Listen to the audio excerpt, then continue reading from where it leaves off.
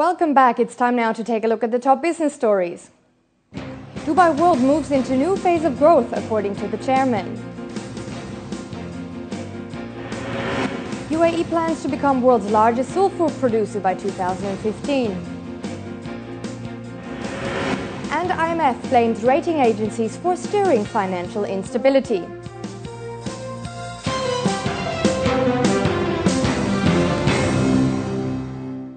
Let's look at the equity markets first. The UAE bourses both ended lower today. Dubai's DFM General Index fell 0.8% to close at 1,543 points. One of the stocks to lose the most was low-cost carrier Air Arabia, which today traded ex-dividend. Its shares fell over 9%. Emaar Properties dropped 1.6%. Drake & Skull, though, rose 0.9%. DO was up 2.6%. Cooling company Tabreed gained 2.7%.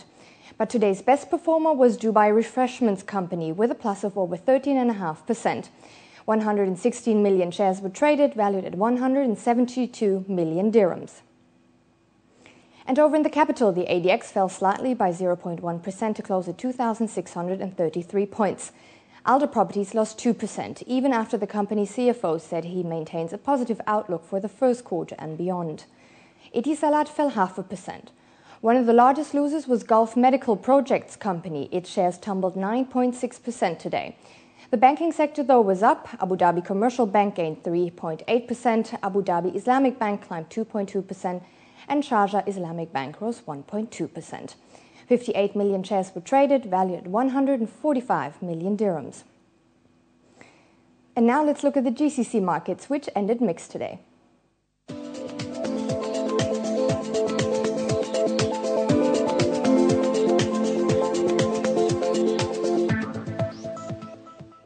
After Portugal's Prime Minister stepped down last week, speculation has rumbled the market that Portugal will soon need to tap the European bailout fund. More pressure was added when S&P yesterday cut Portugal's debt rating, saying the nation will probably need an international bailout. To talk about all this, we're now joined by Philippe Dauba-Pantanacce, Senior Economist for the MENA region at Standard Chartered Bank. Welcome to the show, Philippe. So, will Portugal or will it not tap the European bailout fund? What is your opinion? Well, Portugal is definitely in a difficult situation right now. First of all, the rating agencies have downgraded the country again with also a negative outlook, which means that probably there's going to be more downgrade. Second, we are right now in the middle of a major political uncertainty, which probably will raise the confidence or lack of confidence from foreign investors. And finally, the yield on the sovereign debt have risen way above 8% when 7% is already the danger zone. So all factors point to a bailout for Portugal. And I think that if something happens, it might happen not before June or second half of June, since there are elections to be taken and a government needs to be there to negotiate this. Shifting the focus towards Egypt, now that the political situation has cooled down in the country, what future does the economy face? Will we see more foreign direct investments? The Egyptian economy has suffered and will continue probably to suffer from the uncertainty of its political context. But if you look typically at the stock exchange, it has come back to sort of normalcy, and it was announced that normal trading hours will resume on Sunday. But what's for sure is that despite the very strong economic growth potential for Egypt, and we do think there is a very strong economic growth potential for Egypt, foreign investor might wait until they have a better clarity on the final outlook for the current democratic transition until they can commit long-term to Egypt. So we will have to wait a little bit to have a better sense of where is the FDI going for Egypt in the medium term. Thank you very much, Philippe. And now to our top stories. Dubai World, which includes DP World, is moving into a new phase of growth, according to its chairman Sheikh Hamad bin Zayed Al Maktoum. Addressing 600 market managers at a conference in Dubai, he said that what is past and that they looked forward to a brighter future based on solid financials. This comes after the company signed a final agreement with its creditors to restructure nearly $25 billion of debt last week. Under the two phases of the repayment plan, trade creditors will receive $4.4 billion over the next 5 years and the second over 8 years at a fixed interest rate of 2.4%.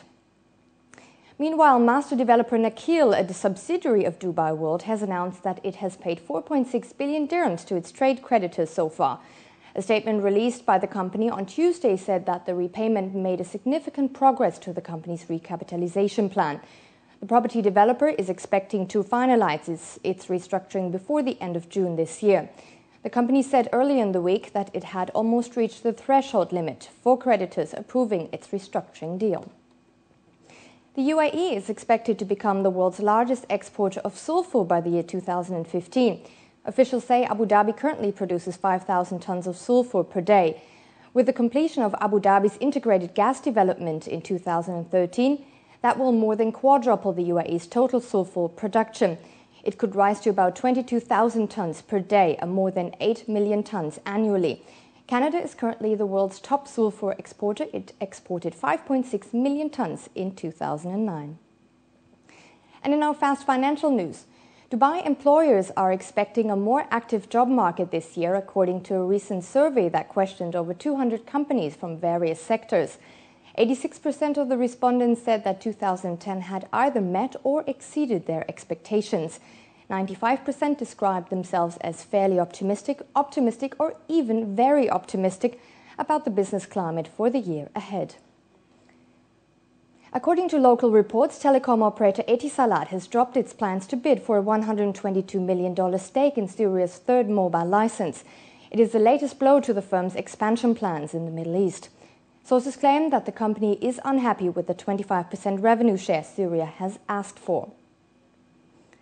The region's first Mandarin Oriental hotel is to be developed on Abu Dhabi's Saadiyat Island, scheduled to open by early 2014. The hotel is being built by Abu Dhabi's tourism development and investment company. Mandarin Oriental currently has 26 hotels worldwide, which it plans to increase to 42 in the next 3 years.